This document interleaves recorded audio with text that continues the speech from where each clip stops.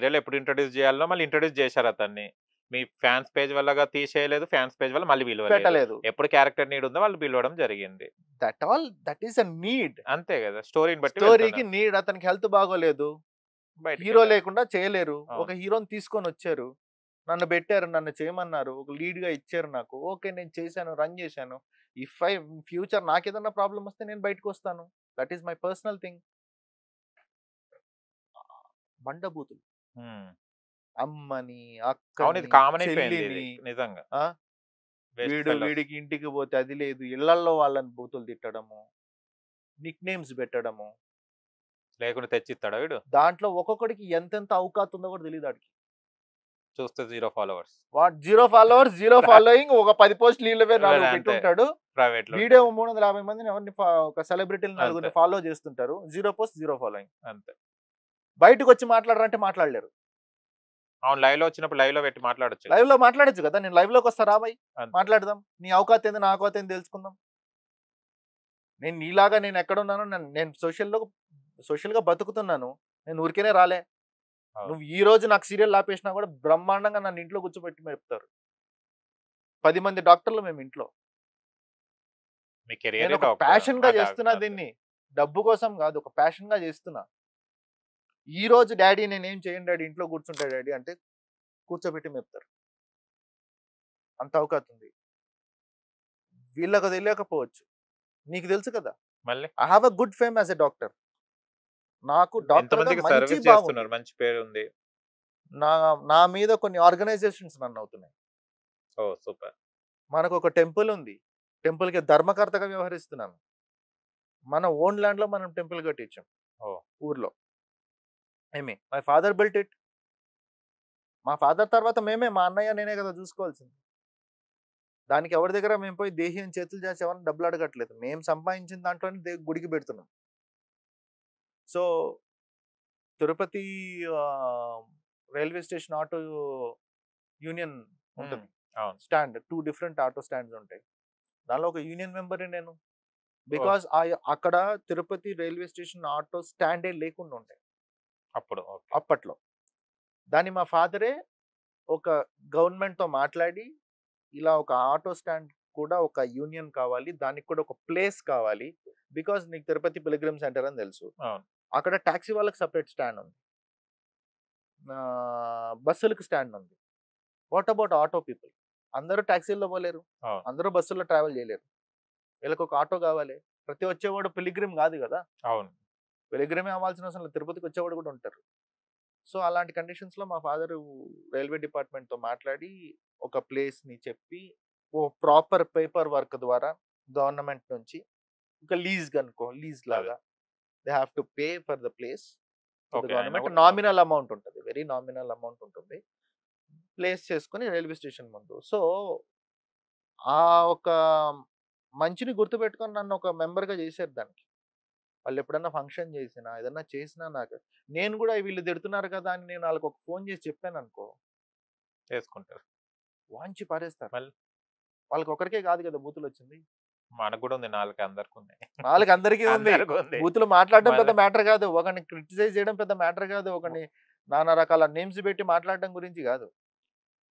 నీకు కావాలని ఇంటెన్షనల్‌గా ఏదో ఇక ఇండస్ట్రీ ఇట్లాంటి ఆర్టిస్ట్‌ని ఇంతవరకు చూడలేదు. అబ్బబ్బా! ఇటువంటి సీరియల్‌ని ఎక్ చూడలేదు. ఆహా! మళ్ళీ ఏం ఆహ్, జూషిర్రట ఇంతకు ముందు మళ్ళీ? అరే భయ్! ఇండస్ట్రీ ఇట్లాంటివి చాలా చూసింది. వీళ్ళే జూడలేదు. అది వీళ్ళు చూడలే. వీళ్ళు జూడలే. ఇట్లాంటివి ఇండస్ట్రీ కొన్ని వందలు చూసుంటది. అంతేగా. 'ఎన్టీ రామారావు' తర్వాత 'చిరంజీవిని' చూసింది. 'చిరంజీవి' తర్వాత 'అల్లు అర్జున్‌ని' చూసింది. 'అల్లు అర్జున్' తర్వాత 'రామ్ చరణ్' చూసింది. 'ఎన్టీఆర్‌ని' చూసింది. 'మహేష్ బాబుని' చూసింది. ఇప్పుడు 'నానిని', 'విజయ్ దేవరకొండని' కూడా చూస్తుంది. టీవీ కూడా అంతే. ఒకప్పుడు 'చక్రవాకము', 'మొగల్ రేకులు' అంటే చొక్కాలు చించుకునేస్తాయి. ఇప్పుడు ఆర్టిస్ట్‌లే లేరు. వస్తుంది. ఒక సీరియల్‌లో అంతే నీకొచ్చిన గదా! హైపు ఇంకో సీరియల్‌లో వస్తుందన్న గ్యారంటీ లేదు. అదేగా. ఇట్స్ ఆల్ అబౌట్ అది అన్‌ఇంటెన్షనల్‌గా జరగాలి.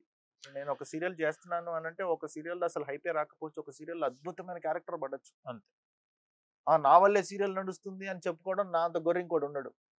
ఆ టైమ్, ఆ స్టోరీ, ఆ ప్రెజెన్స్ టైము, అంతే. స్టోరీ, డైరెక్టరు, ప్రొడక్షన్ కంపెనీ, ఆర్టిస్ట్‌లు సింక్ అయ్యి ఒక ప్రొడక్ట్ బయటికొస్తే that credit goes to everyone in the set. Not only one. అరే భాయ్ నిన్ను సెలెక్ట్ చేసిన దానికి నువ్వు రుణపడి ఉండాలి. అది. టు బి ఫ్రాంక్లీ సేయింగ్ నాకు నన్ను హీరోగా పెట్టి నన్ను సెలెక్ట్ చేసి పెట్టుకుంటే నేను రుణపడి ఉండాలి కంపెనీకి. ఎందుకు? అటువంటి ఒక కొత్త క్యారెక్టర్ని క్రియేట్ చేసి అట్లాంటి క్యారెక్టర్కి నేను సింక్ అవుతానని వాళ్ళే నమ్మి నమ్మి నాకు ప్రాజెక్ట్ అవకాశం ఇవ్వడం. ఇచ్చి నన్ను పెట్టుకున్న దానికి మనం గ్రాటిట్యూడ్ ఫీల్ కావాలి. కానీ నా వల్లే వచ్చింది, నేను లేకపోతే ఇవన్నీ ఏం లేదు. అలాంటి ఆర్టిస్టులు ఎప్పుడు బాగుపడరు. అలా అనుకుంటే ఫేడ్ అవుట్ అయిపోతారు, అంతే వేస్ట్. ఫేడ్ అవుట్ అయిపోతారు. ఇట్లాంటివి ఫేడ్ అవుట్ అయిపోతారు. చాలా మంది ఉన్నారు. చాలా మంది ఉన్నారు. అది పైకి వెళ్ళి కింద పడ్డ వాళ్ళు కూడా ఉన్నారు. ఇండస్ట్రీలో పెద్ద పెద్దోళ్ళు పెద్ద పెద్ద సక్సెస్ఫుల్ చూసి కింద పడ్డ వాళ్ళు ఉన్నారు. ఈగోతోని, యాటిట్యూడ్ తో. చాప కింద నీరులాగా ఎవ్వరికి చడి చప్పుడు కాకుండా పోయిన వాళ్ళు కూడా ఉన్నారు. అంతే. ఆ ఫేమ్ పచ్చి బూతులు ఈ బఫూన్ గాడింది. ఎందుకబ్బా వాళ్ళకి అసలు ఫ్యాన్ పేజ్ అంటే సపోర్ట్ చేసుకోలేకుంటే లేదు. Because they are fake fan pages. Okay, fake. They are created. ఇప్పుడు నాకు ఎంత మంది నా ఇన్స్టాగ్రామ్ లో చూపిస్తే నీకు ఫ్యాన్ పేజెస్ చాలా మంది నీకు సపోర్ట్ చేసే వాళ్ళు ఉంటారు. So Badri fan of Mukesh, Lakshmi Mukesh fans, వీళ్ళందరూ నాకు మెసేజెస్ చేస్తారు.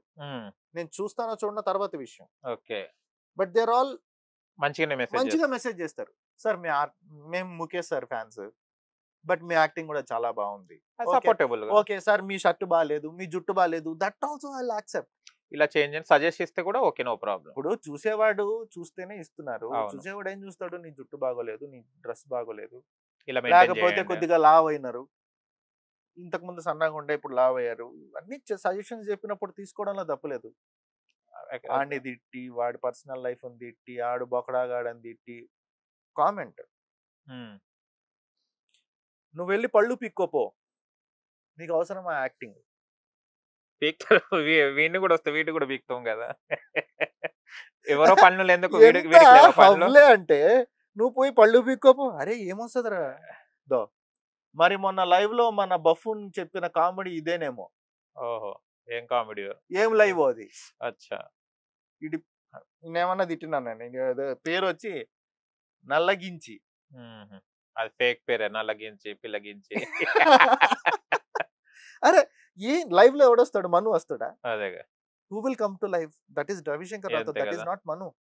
క్యారెక్టర్ రాదు కదా. క్యారెక్టర్ రాదు కదా, it's a fake, it's a అది ఫిక్షన్. అది ఆల్రెడీ అది యాక్టింగ్ అని తెలుసు, అంటే అందరికీ తెలుసు. ఈ వెదవలకి ఏంటంటే వీళ్ళకు కామన్ సెన్స్ ఉండదు. నిజ జీవితానికి సీరియల్ లైఫ్ కి వాళ్ళు తేడా తెలియదు. డిఫరెన్షియేట్ చేసుకోలేరు వాళ్ళు. అంతే. చదువుకోని వాళ్ళంటే ఏదో అనుకోవచ్చు, విలేజ్ వాళ్ళు పాపం ఫ్యామిలీ వాళ్ళు అంటే. అంటే వీళ్ళకి వాళ్ళు కనెక్ట్ ఎమోషనల్ గా అవుతారు. కనెక్ట్ అయ్యారంటే నువ్వు ఎప్పుడన్నా ఊరికి పోయినప్పుడు నన్ను కూడా అంటారు.